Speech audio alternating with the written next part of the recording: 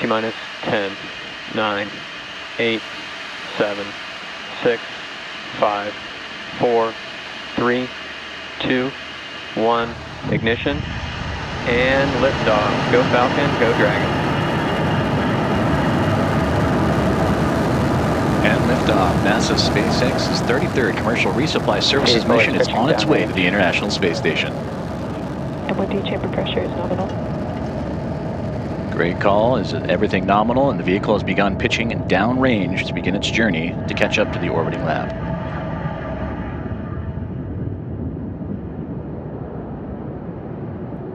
In just a few seconds, we'll be throttling the engines down in preparation for max Q, which is the period of maximum aerodynamic pressure during ascent. This is a critical moment during flight because the combined stresses caused by Falcon 9 accelerating through the atmosphere and the ambient static pressure are... Falcon power and telemetry nominal. And good call out there for good telemetry. And that is when the ambient static pressure... Falcon 9 is supersonic. are at their greatest. We also just heard that call out for max Q. Now, to help go from vertical to horizontal, the first stage performed a pitch kick just after liftoff, about 10 seconds into flight, that maneuver known as a gravity turn. The engines gimbal a small amount, and that slowly turns the first stage from going straight up to going horizontal with the help of gravity, and eventually we will be roughly horizontal to Earth as we achieve orbit. Now, the rocket typically needs to go 17,500 miles per hour horizontally in order to avoid being pulled back down to Earth and get into orbit. And you can track our progress to orbit by watching the left-hand corner of your display, which is currently showing the first stage velocity and altitude. Now, coming up shortly, we'll have a few events happening in quick succession, starting with MECO, then stage separation, and lastly, SES-1. And we should hear all of these called out by mission control. Main engine cutoff, or MECO, is the point during the flight where we shut down the 9 sea-level Merlin 1D engines on the first stage. Shortly after that, stage 1 and 2 will separate from each other, and the first stage booster will begin its trip back to Earth. And today, the booster will be targeting a landing on our drone ship, a Shortfall of Gravitas, which is currently stationed in the Atlantic Ocean, about 400 miles downrange from the launch site. Finally, second engine start 1, or Falcon 9 is on a nominal trajectory. And good call out there from GNC. Finally, second engine start 1, or SES-1, is when the Merlin vacuum engine on board the second stage ignites. And we should hear this series of events starting in just a few moments.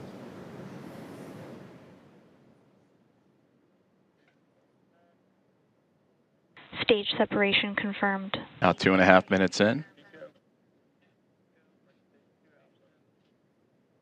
And there you can see the great quick sequence of events, the main engine cutoff, the stage separation of the first stage booster, and that Merlin engine on your right-hand side igniting for the second stage to continue to push the Cargo Dragon as it continues on into orbit. Now 2 minutes, a little bit less than 3 minutes into today's flight, still about 5 more to go as it continues its chase upward to catch up to the International Space Station. On your left-hand side, you can see that first stage making its way back to Earth, and that's where they will begin the entry burn here shortly, which we will relight those 3 Merlin 1D engines on the first stage, and that'll start with the center engine, followed shortly by 2 others, which is similar to pumping the brakes to slow down a vehicle as it passes back into Earth's atmosphere. And we need to do this to slow down to reduce re-entry forces, which then helps us recover and reuse that first stage. And again, this first stage booster looking to land for the 7th time.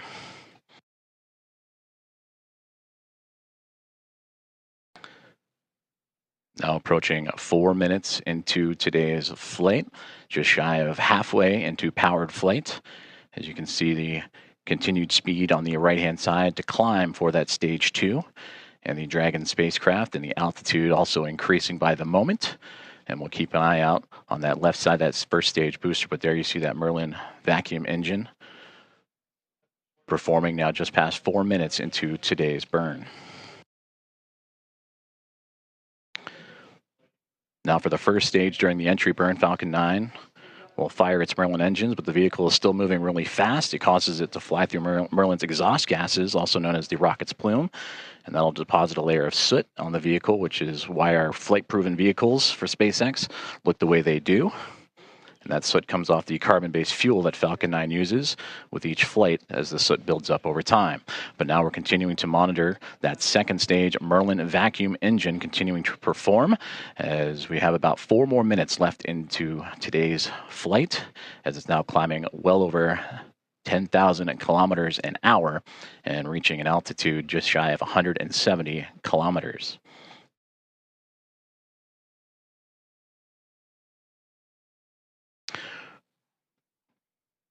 And as you can see on the timeline, we're coming up quickly, about 50-ish seconds away from the entry burn of that first stage booster. You can see the telemetry of that first stage, the speed and altitude as it continues to make its way back towards the Florida coast. But for now, we'll keep our eyes on that second stage Merlin vacuum engine continuing to power the Dragon cargo spacecraft, flying for its 3rd time, delivering a key cargo and supplies to the International Space Station.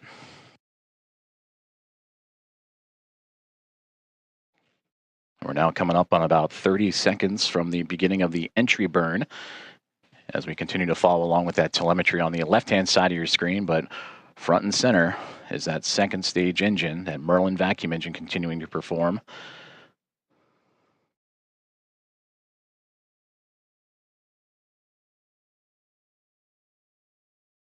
Stage 1 FTS has saved.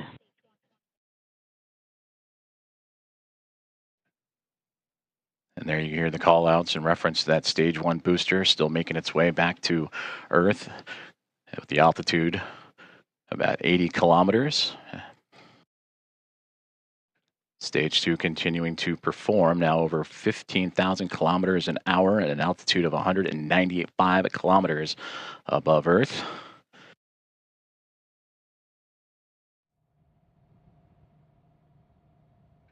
And here in just a few moments, we'll start hearing more call-outs for those entry burns coming up for the first stage. And there you can see it on the left-hand side.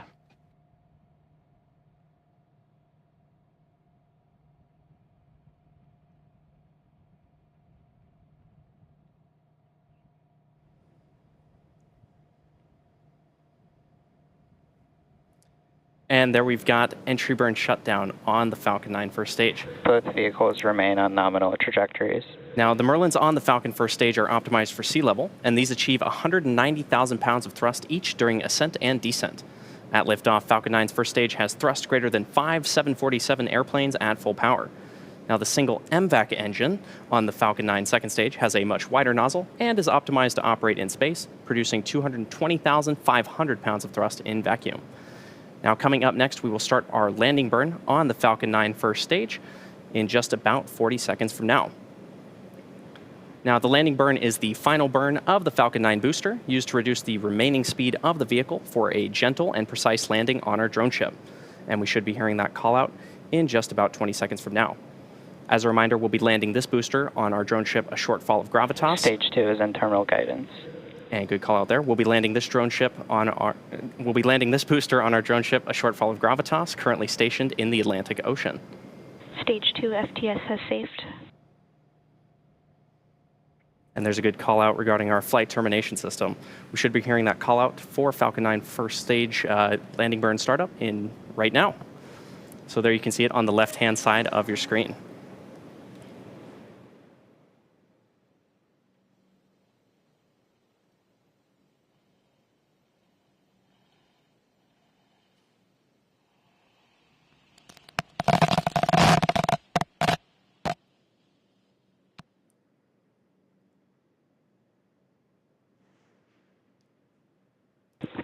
MVAC shutdown. And there you saw and heard the call Nominal out. orbit insertion. And there you saw and heard the call out for the successful landing of our Falcon 9 booster. Again, this was the 7th launch and landing for this first stage. We also heard the call out for SECO-1, as well as confirmation of good orbit. Now, the Stage 2 vehicle is coasting with Dragon attached, and we're about a minute away from spacecraft separation, set for, or just a few moments from now, actually, at the T+9 minute and 37-second mark. And we've got a great view of that MVAC engine on the Falcon 9 second stage.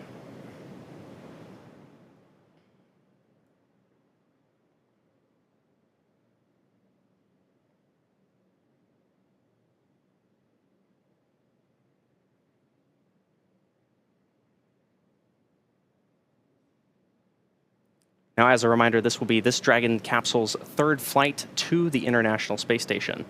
And it's going to execute a series of additional burns with the Draco thrusters on its way to the station.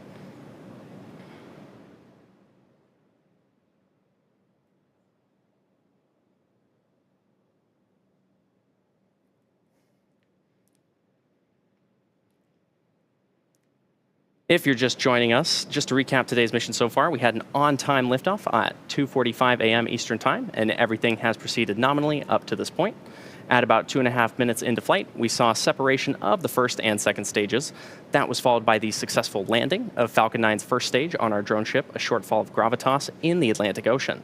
Now, as a reminder, this was the 7th launch and landing for this booster. At about T plus 8 minutes and 30 seconds, we had a successful second engine cutoff, or SECO-1, and that was followed by confirmation of good orbital insertion. And now we're just waiting for Dragon separation from the Falcon 9 second stage. After that will be the nose cone deployment on Dragon.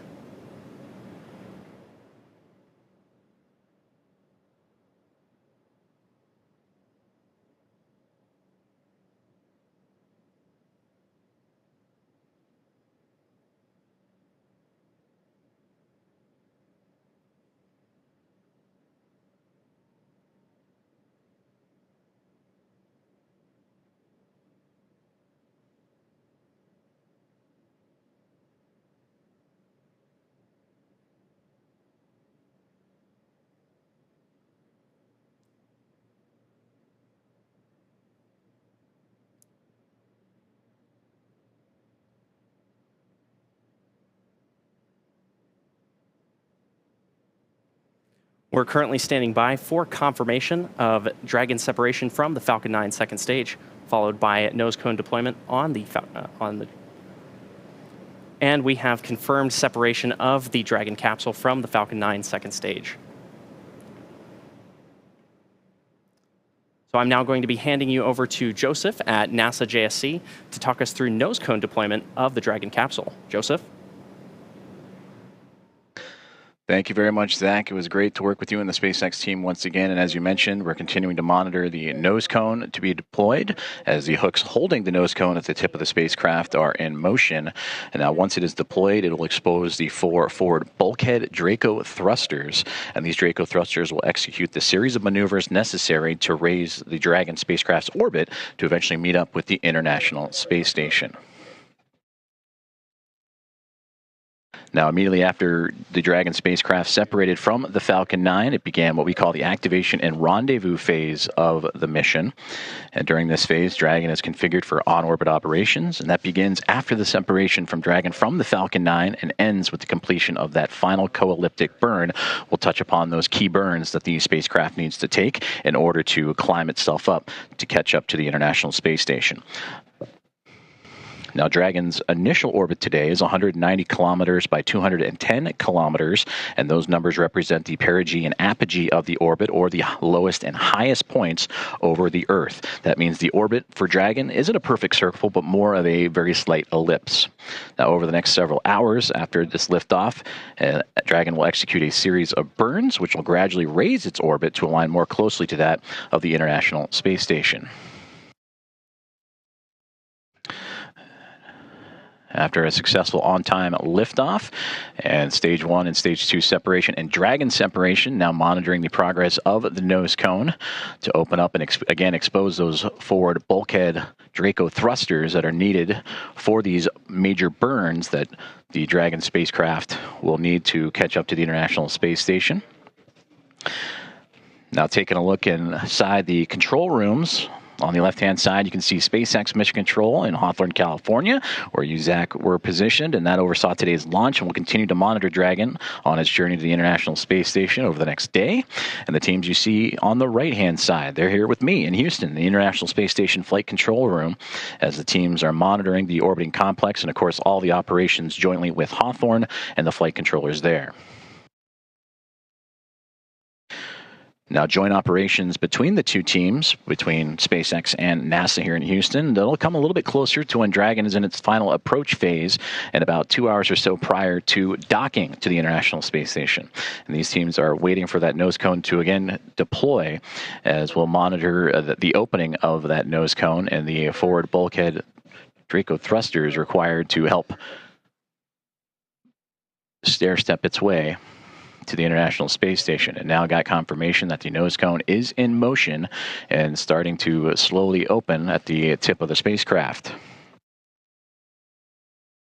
So with that, we'll continue to monitor and follow along with the progress of the nose cone and Dragon overall as it gets ready for those 5 major burns required to raise its orbit and catch up to the International Space Station ahead of docking. And speaking of docking, that'll take place on Monday, tomorrow, August 25th. Approximate docking time of around 7:30 a.m. Eastern Time, 6:30 a.m. Central. And of course, we'll have all the live coverage for you starting at 6 a.m. Eastern Time. Nose cone is about 25% open as we'll continue to monitor. And of course, the teams and Hawthorne and Houston continuing to monitor. And there we see a great view inside the Dragon as you see that nose cone in motion. As again, it's slowly starting to make its way open to expose those bulkhead thrusters. And again, we'll get the communications once we connect once again, but we'll return back to the views inside of Hawthorne and in Houston. But of course, the team aboard the International Space Station also monitoring today's festivities in terms of the launch as NASA's SpaceX-33 commercial resupply services mission is well on its way to the station, carrying over 5,000 pounds of science supplies to the Expedition 73 crew. As again, we're continuing to monitor the nose cone that's about 60% open. NASA astronauts Zena Cardman, Mike Fink, Johnny Kim, JAXA astronaut Kim Yui, and Roscosmos cosmonauts Oleg Platonov, Sergei Ryzhikov, and Alexei Zubritsky, anxiously awaiting this delivery of over 5,000 pounds of cargo and supplies. And of course, what we talked about earlier in the broadcast, the boost kit that'll be on demonstration. And a great view of the team, the expedition crew that'll be monitoring, both Mike Fink and Johnny Kim. They will be on monitoring duties tomorrow morning. And for Mike Fink, just arrived to the International Space Station on August 2nd as a part of Crew 11. And this past Tuesday, celebrated 400 days in space, his cumulative total, as Fink on board the International Space Station in his 4th flight. As we continue to follow along with the nose cone, as it's about 80 to 85% open as we continue to track here in Houston, along with the teams in SpaceX. We mentioned earlier that there will be 5 key burns once the nose cone is open, and the thrusters are exposed. That first one happens about 45 minutes after launch. That is the phase burn that helps raise the orbit of Dragon. And then the boost burn, close co-elliptic burn, transfer burn, and then the final co-elliptic burn is what's going to set the stage for docking. And that's when the approach initiation burn will come into play. And it looks like the nose cone is nearly completely open. We'll stand by for the call out.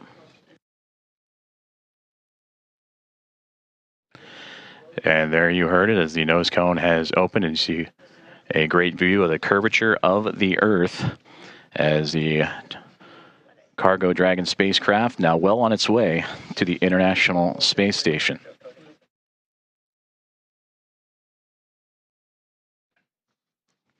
And again, the docking anticipated tomorrow morning at approximately 7:30 a.m. Eastern Time, as the teams both in Hawthorne on the left-hand side and in Houston will monitor the progress and those 5 key burns that'll happen over the next several hours ahead of the anticipated docking time.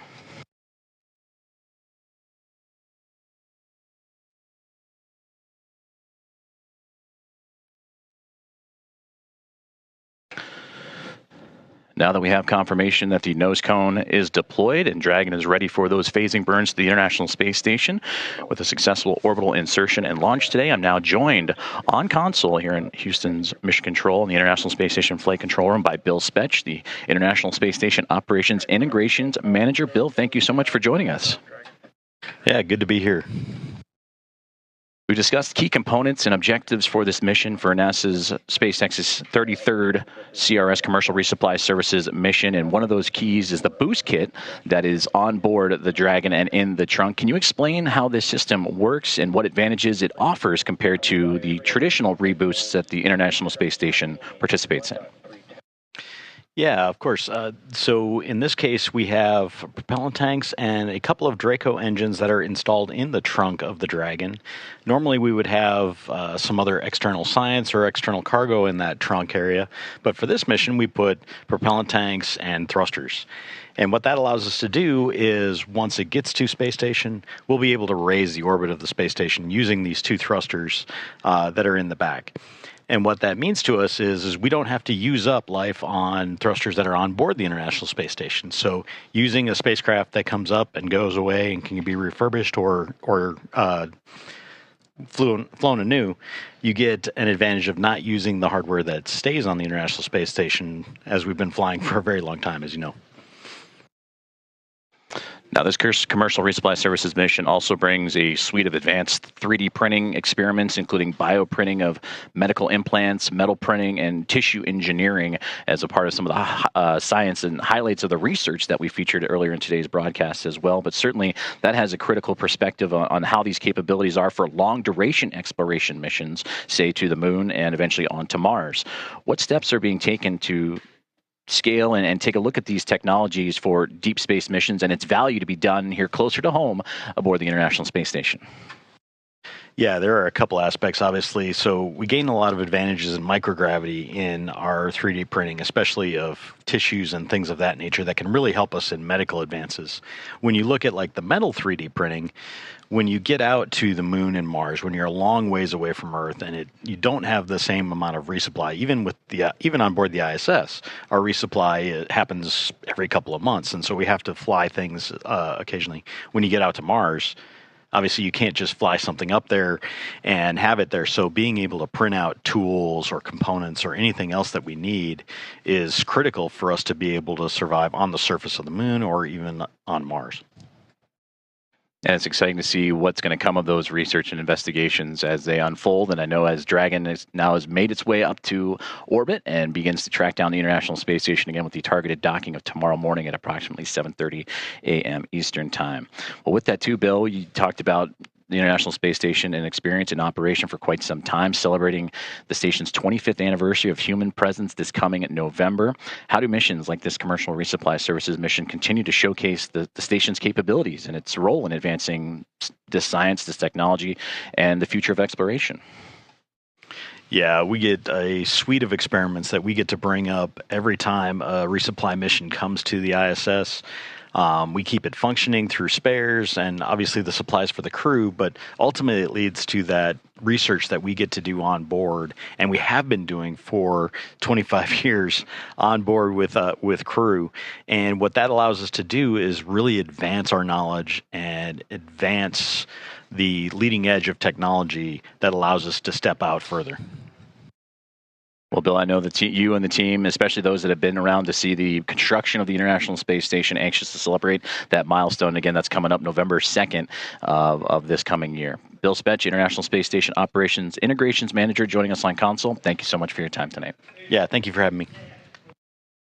And with that, let's check back in with Zach and the team at SpaceX. Thanks, Joseph. Dragon will now begin its journey toward the International Space Station, executing a series of phasing burns to gradually close the distance, with docking targeted for August 25th at 7:30 a.m. Eastern Time. We'd like to thank NASA for entrusting us with today's mission. SpaceX is honored to be a part of NASA's Commercial Resupply Services initiative. And of course, congratulations again to the teams on another successful launch. Now, to stay up to date with all of our upcoming missions, be sure to check out spacex.com/launches for schedules and follow @SpaceX on X. We also recently rolled out a new departure board on the SpaceX website that features our upcoming launches, so be sure to check that out. Additionally, you can tune in for the 10th flight of SpaceX's Starship launching from Starbase, Texas later today. The 60-minute launch window for that test flight opens at 6:30 p.m. Central Time, and we'll have live coverage starting about half an hour before liftoff. So that'll do it for me here at SpaceX. Thank you much for tuning in. Back to you, Joseph. Thank you so much, Zach. And as always, it's been a pleasure to team up with you and share this launch morning with you as the NASA SpaceX 33rd Commercial Resupply Services mission is well on its way to the International Space Station. Now, we hope you will join us on NASA Plus, Netflix, Amazon Prime, and more for our coverage of the final approach and docking of the spacecraft beginning at 6 a.m. Eastern Time tomorrow, Monday, August 25th, for a docking expected near around 7:30 a.m. Eastern Time. Be sure to visit nasa.gov for the latest updates on our coverage and expected docking times as we follow the operations all throughout the next few hours. With Dragon now safely on its way to the orbiting laboratory, that wraps up this morning's coverage of NASA and SpaceX's 33rd Commercial Resupply Services launch. Until next time, this is Mission Control Houston.